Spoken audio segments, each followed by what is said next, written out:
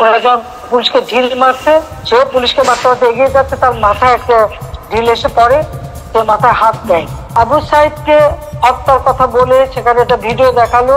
হ্যাঁ, খুব স্বাভাবিক, এটা মানুষের সেন্টিমেন্টে লেগেছে যে তাকে পুলিশ গুলি করে মেরেছে।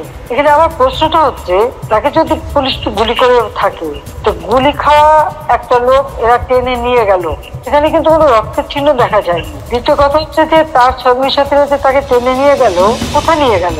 যার গুলি লাগবে তাকে তো সাথে সাথে হাসপাতালে নেওয়ার কথা, হাসপাতালে নেবে, অপারেশন করে বুলেট বের করে তাকে বাঁচাবার চেষ্টা করবে। আবু সাইদকে কিন্তু হাসপাতালে নেয় নাই, নিয়েছিল প্রায় 4-5 ঘন্টা পরে। 4-5 ঘন্টা পরে হাসপাতালে নেওয়ার পর ডাক্তাররা যখন চিকিৎসা করে তখন সে মৃত্যুবরণ করে। তার মাথায় আর একটা ভিডিওতে দেখা গেছে, তার মাথা, ওরা যখন পুলিশকে ঢিল মারছে, সেও পুলিশকে মারতে মারতে এগিয়ে যাচ্ছে, তার মাথায় একটা ঢিল এসে পড়ে, সে মাথায় হাত দেয়। তাহলে প্রশ্ন যে এই একটা সেন্টিমেন্ট তুলে তারা যে এতগুলি জীবন নিয়ে খেললো, এর জবাবকে দেখে আমি যে জুডিশিয়াল কমিটি করে দিলাম এই হত্যা তদন্ত করতে, আজকে